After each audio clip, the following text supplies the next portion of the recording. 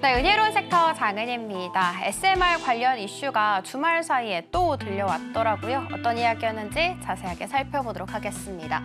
대통령실에서 들려왔고요. SMR 4기 건설이 올해 말에 발표가 될 11차 전력 수급 계획에 반영될 것이다라고 이야기 나오게 됐습니다.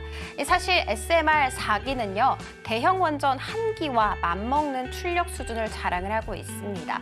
그리고 이 계획이 뭔지도 조금 더 자세하게 살펴봐야 할 텐데 앞으로 15년간 전력 수요를 예측하고요. 이 예측한 것을 바탕으로 해서 앞으로 추후 어떻게 공급할지 그 방안도 마련하는 계획이 바로 전력 수급 계획입니다. 특징적인 것은 국회 표결 없이 보고 절차만 한 다음에 확정을 지을 수가 있습니다. 단 추후에 국회 쪽에서 입법을 통해서 이 정책에 대해서 제동을 걸 가능성은 있기 때문에 야당의 협조도 함께 당부를 하게 됐습니다. 자, 그러면 SMR에 대해서 왜 이렇게 집중을 하고 있는지도 함께 살펴봐야 될 텐데 SMR은 공장에서 다 완성을 한 다음에 출하를 하는 원전입니다. 즉 수출하기가 굉장히 원활하다는 것이겠죠. 그래서 이 대통령실 측에 따르면 수출 효자 상품이 될 수 있는 기술이다라면서 지켜 세우고 있는 상황이었습니다. 이뿐만이 아니라 이번 주 목요일에 윤 대통령이 폴란드 정상과 만나서 회담을 가질 예정이죠. 이 회담에서 원전이라든지 방산이라든지 이쪽 관련돼서 이야기를 나누지 않을까 시장은 벌써부터 기대하고 있는 상황입니다. 그리고 오늘 두산 쪽에서 이야기가 또 들려왔습니다. 그 이야기 맞고요. 두산 에너빌리티를 인적 분할을 해서 두산 밥켓이 이 로보틱스의 자회사로 들어가는 그 개편안 다시 우리 추진할 거야 라고 이야기하기도 했습니다. 사실 이 회사가 걸고 있는 그 목적은 이 두산 에너빌리티가 조금 더 원전 산업에 집중하는 것이 우리의 목표다라고 이야기했습니다. 일단 미증시 살펴봤더니 오클로가 지난 주말 사이에도 15% 넘는 상승세를 이어갔고요. 지난주만 하더라도 주가가 100% 가깝게 급등세를 보였더라고요. 뉴스케일 파워 역시도 이 동기간 40% 가깝게 급증세를 보여주는 상황이었습니다. 우리 관련 종목들 안에서는 우진엔텍과 G2파워와 같은 종목들이 두 자릿수 강한 상승세를 보이기도 했습니다. 이슈 하나 체크를 해봤으니까요. 다음 이슈 들어가 보도록 하겠습니다.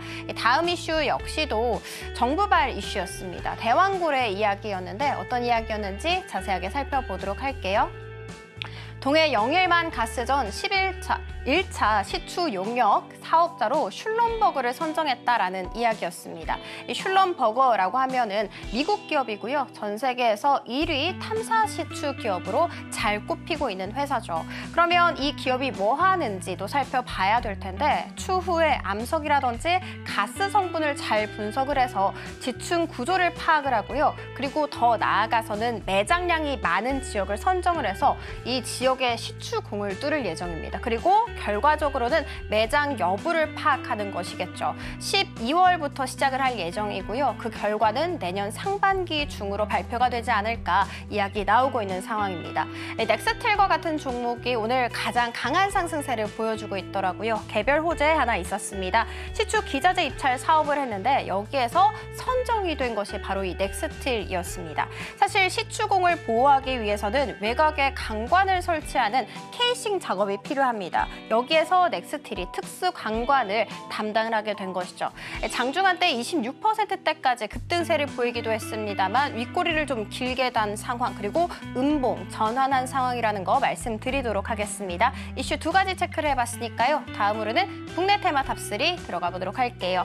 오늘 최상단의 이름을 올리고 있는 쪽이 바로 음원과 음반 쪽입니다. 이 로제죠. 블랙핑크 로제가 브루노 마스와 협업을 해서 신곡 아파트를 꺼내놓게 됐습니다. 제가 한번 들어봤더니 중독성이 상당히 있더라고요. 국내에서는 당연히 1등 했고요. 글로벌 쪽에서 스포티파이 기준 3위를 기록하기도 했습니다. 뿐만이 아니라 하이브가 3분기 실적 컨센서스에 부합을 하게 됐고요. 기관 쪽에서 벌써 17거래를 연속해서 순매수 행진을 이어가고 있는 상황입니다. 오늘 손잡고 큰 폭으로 오름세를 보여주고 있는데 에스파, BTS, 아일릿까지 이런 대형 그룹들이 곧 컴백을 알릴 예정입니다. 자, 그리고 다음으로는요. 오늘 드디어 상승 쪽에 이름을 올리고 있는 아이폰에 대해서도 살펴봐야겠습니다. 아이폰 16이 중국에서 판매 호조를 보이고 있다는 이야기 전해졌습니다.